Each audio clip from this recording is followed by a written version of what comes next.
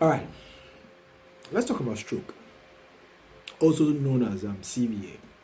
So, today we're going to talk about the risk factors, risk reduction tips, then also treatment, signs and symptoms, and what actually stroke means. So, when we say stroke, most of you might have heard about it, but you don't know what it actually means. So, let's break it down.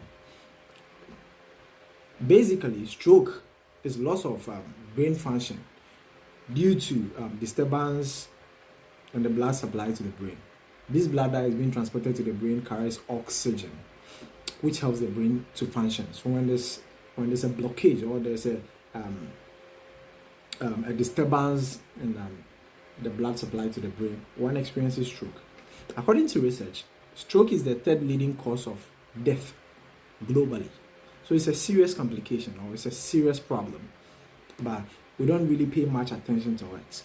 You see, at first, when we mention, or like most people have the mentality that when we say stroke, it's mostly in elderly people. We have younger people who experiences stroke, depending on lifestyle activities and how they live their life, right? So, on average, one American dies from stroke every 4 minutes. That's according to research. One American dies from stroke every 4 minutes. So you realize that it's a serious problem. So also in 2009, 34% of the people hospitalized for stroke were younger than 65 years of age. So as I mentioned earlier on, people under the ages of 65 can also, or like below, can also get stroke depending on how you live your life. You understand? Okay, so stroke is a leading case or cause of serious long-term disability. So you realize people being disabled, like there's a lot of people having serious disability issues, and like most of them are related to stroke. So as I mentioned earlier on, you realize that it's a serious problem that we have to pay much more attention to than like modify our way of living, so we can actually battle it in one way or the other. So there are two types of stroke, right? Which is ischemic stroke and also hemorrhagic stroke. But then there's a third one, normally known as TIA. That's transient ischemic attack. That's just like a temporal way, or like you having signs that you're about to get stroke, right? So stroke kills almost 130,000 Americans each year.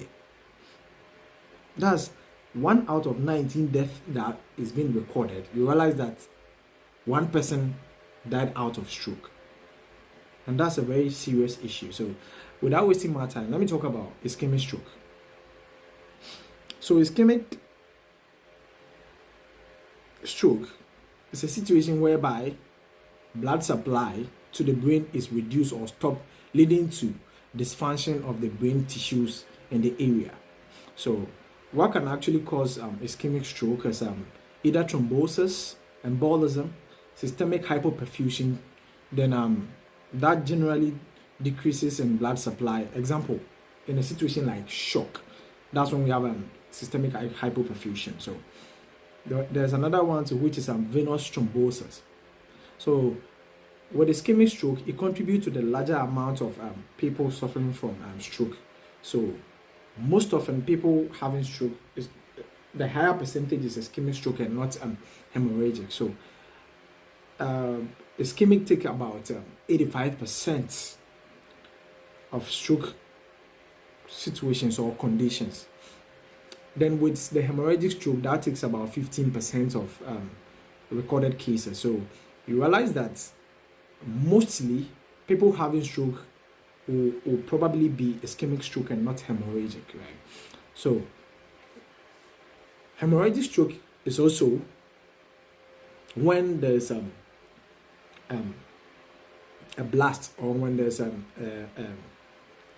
definitely a blast. Let me put it that way. When there's a damage to the blood vessels transporting this blood to the brain. So when there's a damage to it, one experiences hemorrhagic stroke. So what are the risk factors? What can lead one to getting stroke? Like the main risk factors are high blood pressure, smoking, then high cholesterol.